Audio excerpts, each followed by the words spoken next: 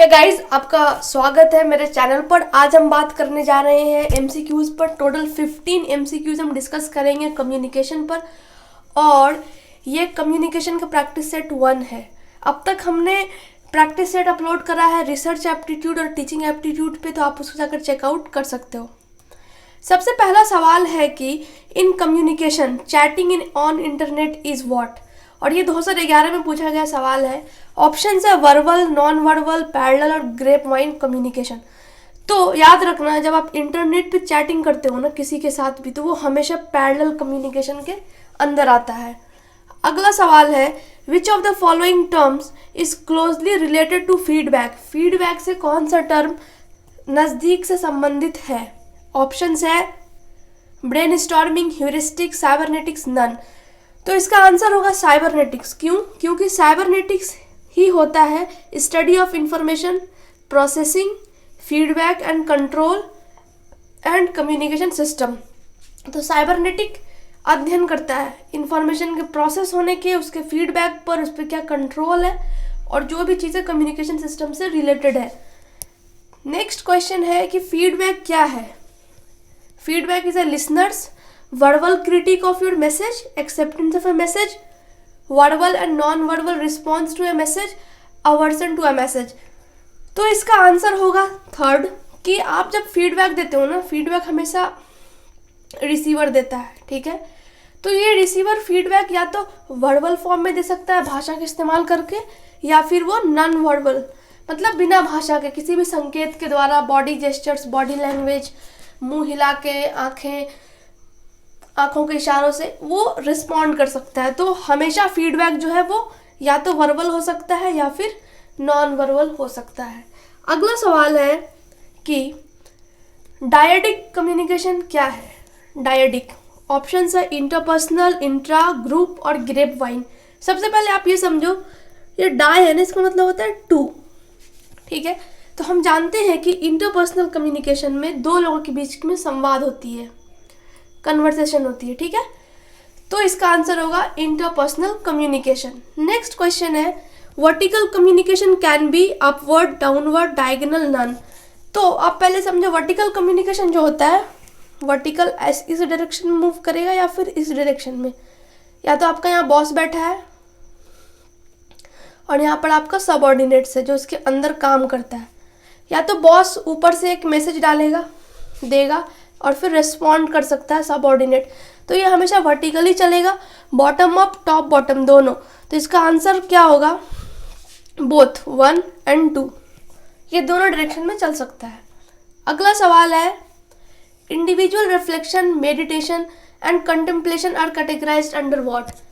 Individual reflection, क्या आप अपने बारे में विचार करते हो, कुछ मेडिटेट कर रहे हो, ध्यान लगा रहे हो, कहीं पर अपने आप के बारे में विचार कर रहे हो, सोच रहे हो, समझ रहे हो कि क्या चीज़ें हैं, तो वो किसके अंदर आती है? ऑप्शंस है interpersonal communication, intrapersonal communication, group communication, grapevine communication.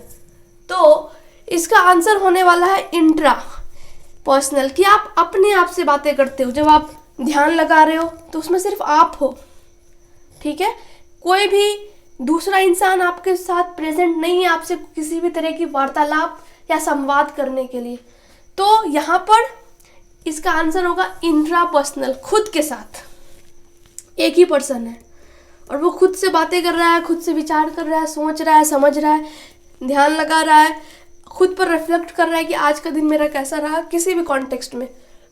तो ये होता है इंट्रापर्सनल कम्युनिकेशन। अगला सवाल है non verbal communication R. Non verbal communication क्या है? ऑप्शन है body gesture, TV shows, interpersonal communication, telephonic conversation, eye contact. तो सबसे पहले ये समझो कि नॉन वर्बल कम्युनिकेशन होता क्या है। नॉन मतलब आप समझ रहे हो, नहीं। तो वैसा कम्युनिकेशन जिसमें भाषा का इस्तेमाल ना हो, हम उसको कहते हैं नॉन वर्बल कम्युनिकेशन। ऑप्शंस में देखो, बॉडी जेस्चर, यस, इसमें भाषा का इस्तेमाल नहीं है। टीवी शोज, इसमें भाषा का इस्तेमाल होगा। इंटरपर्सनल, इसमें दोनों चीज़ की पॉसिबिलिटी, आप बिना भाषा का इस्तेमाल करे भी बात कर सकते हो और भाषा का इस्तेमाल भी कर सकते हो। टेलीफोनिक कॉन्वर्सेशन, इसमें भाषा का इस्तेमाल होगा। आई कांटेक्ट, इसमें भाषा का इस्तेमाल नहीं होगा। ऑप्शन देख लो 1, 3 और 5। तो करेक्ट आंसर हो गया बी, 1, 3 एंड 5। ठीक है, अगला सवाल है, in the context of communication usual sequence is what. जब हम कम्युनिकेशन के संदर्भ में बात करते हैं तो एक साधारण या हमेशा की तरह का सीक्वेंस क्या हो सकता है। ऑप्शंस में है लैंग्वेज, कम्युनिकेशन, सोसाइटी, सिविलाइजेशन। इसको अरेंज करना है। हमेशा याद रखना कि सबसे पहले वार्तालाप तो हुई है लोगों के बीच में, चाहे जैसे भी, तो कम्युनिकेशन होगा, उसके बाद लैंग्वेज, उसके बाद सोसाइटी का निर्माण, फिर सभ्यता का निर्माण। तो इसका करेक्ट आंसर है 3rd। अगला सवाल है 9। इसमें क्वेश्चन है कि a communication process can be considered complete. Complete कब होगा कोई भी कम्युनिकेशन का प्रोसेस? व्हेन, ऑप्शन है the sender transmits the message enters the channel, the message leaves the channel, the receiver understand the message. तो इसका करेक्ट आंसर है 4th।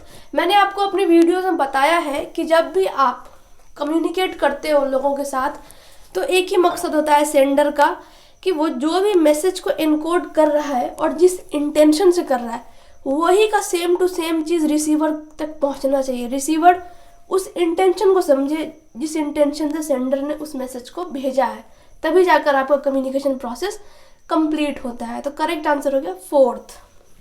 अगला सवाल है, the essence of effective communication is what. Effective असरदार communication क्या हो सकता है? The receiver gives feedback to the sender, sender and receiver both exchange information, sender and receiver both attribute the same meaning to a message. Just मैंने आपको अभी बताया कि जिस इरादे से सेंडर ने मैसेज को भेजा है रिसीवर तक, सेम चीज़ रिसीवर तक पहुंचना चाहिए, तब जाके आपका कम्युनिकेशन इफेक्टिव होता है और साथ में कंप्लीट होता है। तो करेक्ट आंसर हो गया 3rd। अगला सवाल है, effective communication presupposes non alignment, domination, passivity, understanding. जो इफेक्टिव कम्युनिकेशन वो किस अवधारणा को पहले समझ रखता है कि हाँ कम्युनिकेशन इफेक्टिव होने वाला है? तो इसका आंसर होगा अंडरस्टैंडिंग। सेंडर और रिसीवर के बीच में अंडरस्टैंडिंग अच्छी हो, जिस अंडरस्टैंडिंग और जिस इंटेंशन के साथ सेंडर ने अपना मैसेज भेजा है सेम टू सेम चीज़ें रिसीवर को उसी अंडरस्टैंडिंग और उसी इंटेंशन से रिसीव हो, तो इफेक्टिव कम्युनिकेशन में ये कॉन्टेक्स्ट आएगा। अगला सवाल है, differentiation between acceptance and non acceptance certain stimuli in classroom communication is the basis of what. क्या आप डिफरेंशिएट कर रहे हो कि कुछ चीज़ों को आपने एक्सेप्ट करना है क्लास के अंदर, क्लासरूम कम्युनिकेशन में, और कुछ चीज़ों को आपने एक्सेप्ट नहीं करना है? तो प्लस और माइनस, एक्सेप्टेंस नॉन एक्सेप्टेंस दोनों आ गया। तो ऑप्शंस देखते हैं, selective expectation of performance, selective affiliation to peer groups, selective attention, selective morality.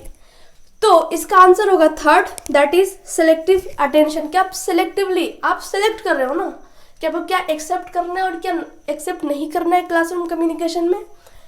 ठीक है, तो इसका आंसर होगा 3rd। अगला सवाल है, effectiveness of communication can be traced from.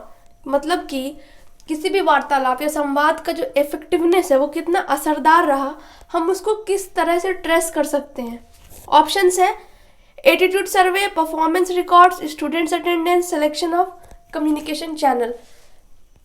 तो इसका सीधा सीधा आंसर होगा एटीट्यूड सर्वे, ये भी करेक्ट है, परफॉर्मेंस रिकॉर्ड्स ये भी करेक्ट है, और स्टूडेंट्स अटेंडेंस। ये तीनों चीज़ें जो है वो ये दर्शाता है कि कम्युनिकेशन कितना ज़्यादा असरदार रहा है। 14th, in communication the language is. जब हम वार्तालाप करते हैं, बातें करते हैं, संवाद करते हैं, तो उसमें भाषा क्या होती है? Verbal code, intrapersonal, symbolic, non verbal. अभी मैंने आपको बताया जहाँ पर भी भाषा होती है वो वर्बल कोड हो जाता है, और जहाँ पर भाषा नहीं होती है वो नॉन वर्बल कोड हो जाता है। ठीक है, तो यहाँ पर भाषा है, इसका आंसर होगा 1, द वर्बल कोड। अगला सवाल है, in circular communication the encoder becomes a decoder when there is noise, audience, criticality, feedback. मतलब कि अगर ये सेंडर है और इधर एक रिसीवर बैठा है और आपने एक मैसेज डाला एक चैनल के माध्यम से, तो ये मैसेज इस तरीके से फ्लो करेगा, फिर इसको सर्कुलर बनाने के लिए डायरेक्शन चेंज होता है, फिर रिसीवर को उस मैसेज डालता है, सेंडर तक पहुंचता है। तो ये कम्युनिकेशन क्या हो गया? सर्कुलर हो गया। तो ये सर्कुलर कब हो रहा है? जब रिसीवर फीडबैक दे रहा है। ठीक है, याद रखना, सर्कुलर कम्युनिकेशन में फीडबैक होगा तभी वो कम्युनिकेशन सर्कुलर हो पाता है, वरना वो सर्कुलर नहीं हो पाएगा। तो करेक्ट आंसर हो गया 4th। तो गाइज आज के लिए बस इतना ही। ये 15 MCQs बहुत ही इंपॉर्टेंट है। इसके 2 फायदे हैं। पहला कि आपने कितना पढ़ा है, आप कॉन्सेप्ट को कितना समझते हो, आप उसको मेजर कर सकते हो।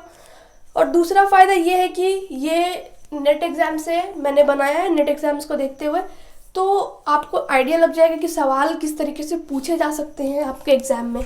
तो आपको ये वीडियो कैसा लगा आप प्लीज़ कमेंट बॉक्स में कमेंट करके बताइए। मेरे वीडियो को लाइक कीजिए, चैनल को सब्सक्राइब कीजिए और चैनल को शेयर भी कीजिए, इवन वीडियोस को भी शेयर कीजिए। आप हमें टेलीग्राम पर ज्वाइन कर सकते हैं और इंस्टाग्राम पर फॉलो कर सकते हैं। इंस्टाग्राम का प्लस एडवांटेज ये है कि वहाँ पर आपको क्विज लिंक्स मंथली मिलते रहेंगे, तो आप वहाँ से उसको एक्सेस कर सकते हैं। धन्यवाद।